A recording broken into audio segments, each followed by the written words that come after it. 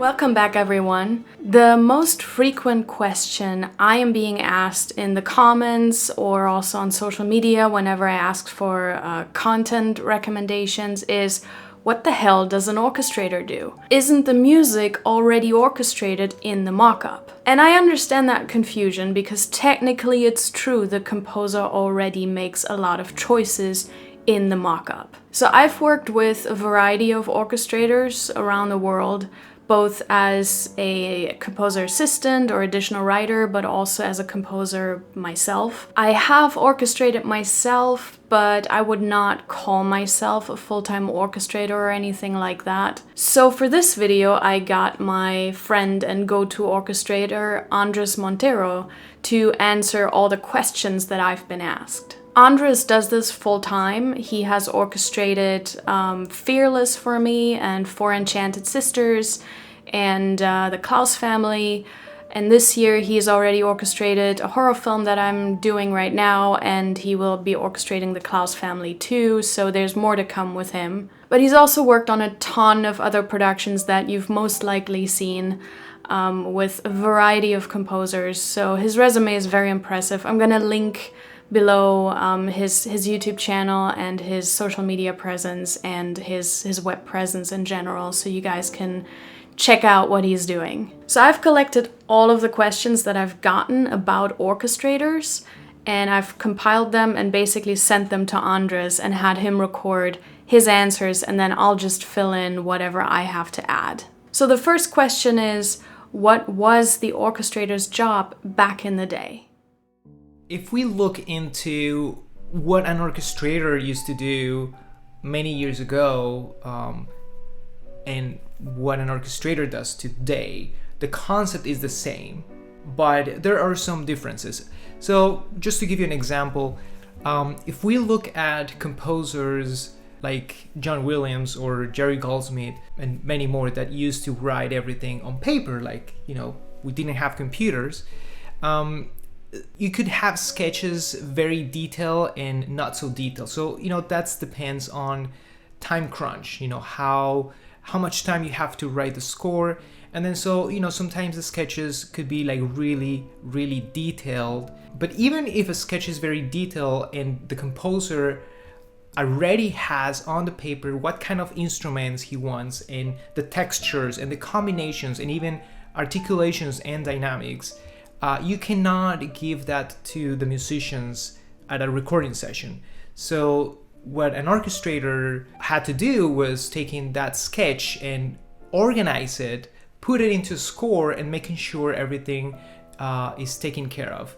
And obviously that the score is gonna work at the recording session. So that was primarily the function of the orchestrator. Now, obviously, you had other times where maybe the composer didn't have that much time to be very detailed in the sketch, and rather than having articulations and dynamics and changes of instrumentations very clear in the sketch, it would be more like broad ideas, just like a melody, some harmony, and maybe some broad indications like woodwinds or brass.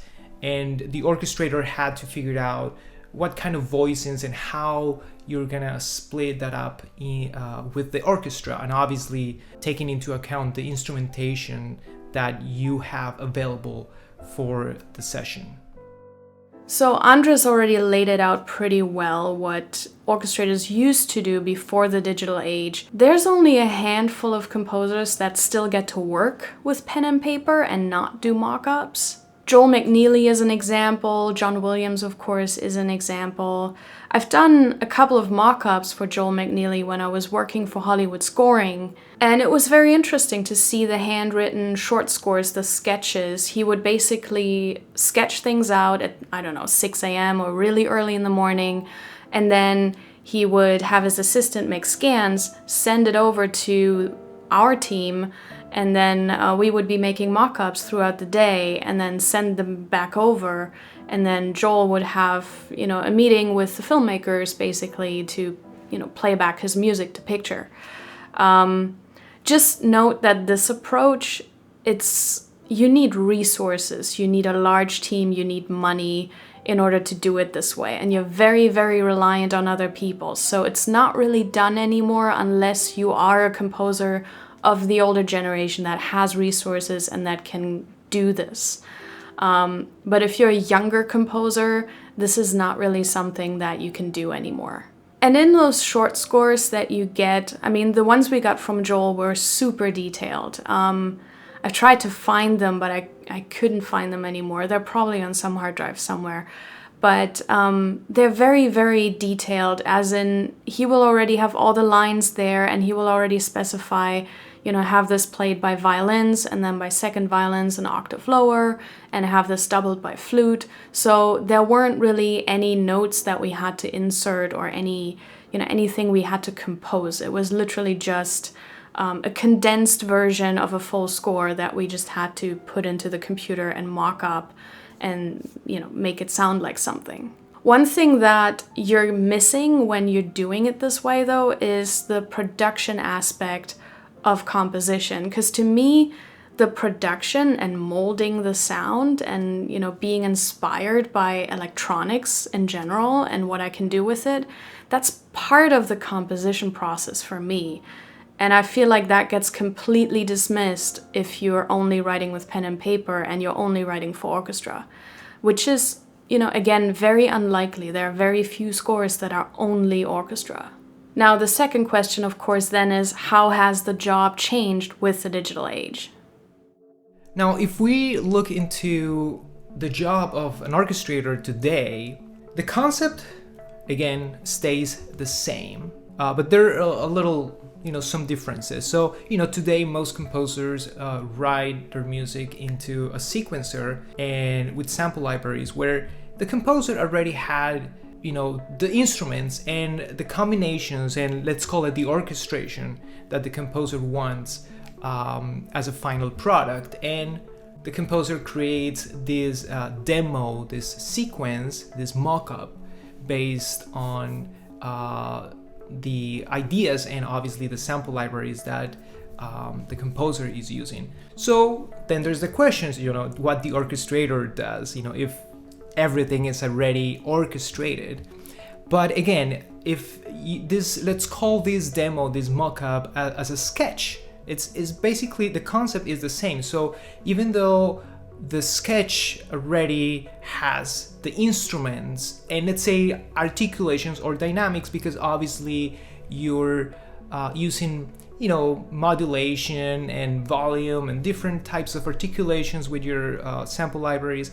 But again, you're gonna end up with a MIDI file and you cannot put that in front of an orchestra. So there are a few activities, there are a few tasks that have been added to the orchestration side these days with when you have to work with MIDI. So obviously you have to take the MIDI from the composer. So basically the composer is gonna send to the orchestrator a MIDI file and a stereo mix or reference that has to match the MIDI. And obviously you have to clean that up and organize it and make sure again that everything is gonna work with the orchestra and work out the voicings. Also, another thing that you have to keep in mind is that when you're composing into the sequencer, you're working with a computer, and obviously as a composer and a skilled composer, you have to think about what's the best way to write your music that is gonna work with a live orchestra. But sometimes you have to do little tricks here and there to make sure that the demo is sounding as realistic as possible to convince the director of the producer that this is the music that is gonna be perfect for the movie. And then sometimes when you do those little tricks, and you end up with maybe tons of different tracks and obviously some problems maybe that you have to, as an orchestrator, you have to figure out how you're going to fit what the composer wrote into a real situation with a real orchestra. And so, you have to clean up the MIDI, you have to make a sketch just so you see on the notation program the basic information of the the music, the cue, and it's gonna tell you exactly what the instruments are, and then based on that you have to organize it and obviously put articulations, dynamics, making sure time signatures, tempo changes are gonna work, because again, this is something very easy to miss when you're working with the computer. You can easily put multiple tempo changes in the middle of the bar, and you don't think about how a real musician is gonna react to some extreme tempo changes. So you really have to think about it. And then, sometimes as a composer, even though you have the skills and you're thinking about it, it's very easy to miss those things, especially when you have very little time to write a score. So when I get the music, I have to make sure that if the composer missed something in terms of time signatures or tempos, or something is not going to work, I would make it work. And again, I'm not changing the structure of the music, because obviously the music must match the scene, but I'm just doing I can do little changes here and there, like retiming or changing meters, to make sure that once the orchestra has the music in front of the stands, the music is just gonna play fine on the first take.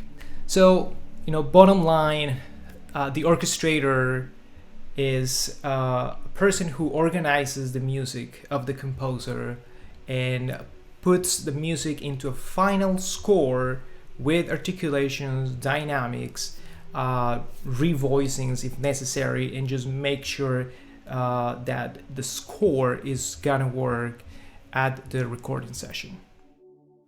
So anyone who has watched my mock-up videos knows how much I like to layer.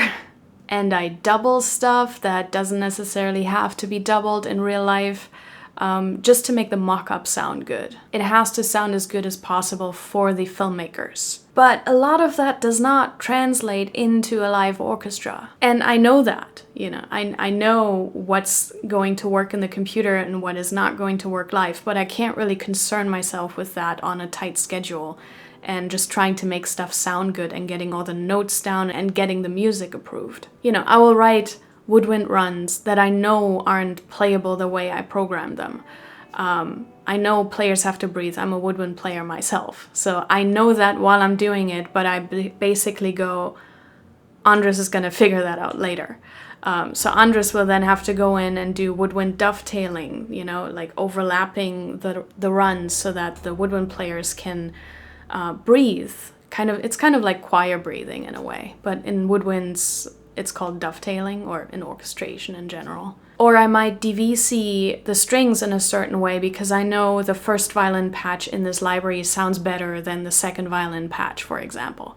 So I might DVC it in the first violins, and then Andres might see it and go, nah, it's better to do that in second violins, So that's kind of up to him, and there are just certain decisions I make based on the sample libraries I have and based on what's going to sound good in a produced way. I might write harp stuff that isn't playable. I mean, harps have pedals that can only be changed in so fast. So I'm sure I've written harp lines that were not playable. And so, again, this is something that I know I would have to pay attention to, but since I know I have a capable orchestrator, I'm just gonna go, I'll write what I need to write, and then he's gonna figure it out. Or for example, harmonics, I'm just gonna use a harmonics ensemble patch, and then he can divide that up, and he can choose whether those are natural harmonics or artificial harmonics or whatever. I'm not gonna concern myself with that. To me, it's just about getting the idea down and making it sound good. There's other creative stuff that Andres will add. For example, I remember on the Klaus family, I was using these Spitfire Tundra patches, these, at the edge of silence stuff. And in order to mimic that, Andres did this thing where he noted in the score that at the beginning of the piece where I used those patches, you would only have the desks in the last row play at first, and then it slowly creeps into the front. Something like that I wouldn't think of, frankly, but that he will hear the mock-up and go, I get the idea, I get what she's trying to do, and this would be a cool effect to achieve that. So the practicality of how to get those tundra patches to sound in a live context, that's kind of up to him how to make that happen. He will also decide what needs to go into an overdub. You know, if we have a smaller string section that we can't divisi 3 times or something, or it just doesn't make sense musically, then he will, you know, decide, okay, we're going to do 2 passes of the strings because they're doing fundamentally different things here and it's not going to work in 1 pass. He will add cues. You can see that sometimes in film scores where I didn't double a specific instrument. Say I have a nice cello line, but I didn't double it in the bassoon. Then an orchestrator might go in and copy that cello line into the bassoon and just write it down as a cue, meaning they just want the bassoons to have that line in case I decide to play it. So then when I'm at the session and I'm conducting or I'm in the booth or something, I can just go, hey, I want to hear that with the bassoon once so I can hear what it sounds like. And then I can decide there if I want it or not.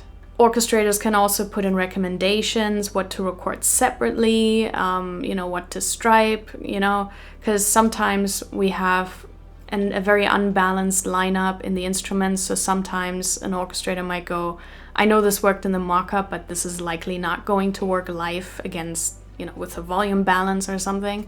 So you might want to record this woodwind solo separately. Or they might also tell you, hey, after this cue, the trumpets are going to be really tired. They're going to be struggling. So make sure that either after this cue, they have a break in general, or after this cue, you at least pick another cue to record where the trumpets don't play or they play very little so they can rest. So I can make a note of that for later when we do the recording order. Then it's also, Andres mentioned this, balancing the volumes according to the section sizes. In the computer, it doesn't really matter. I have unlimited libraries and volume faders. So if I need to balance something differently, I just use the fader and done. But in real life, of course, you can't do that. So if we have a small string section but a lot of brass, then an orchestrator might just, you know, do the dynamic balancing slightly differently than you intended it, just to make it work in the room.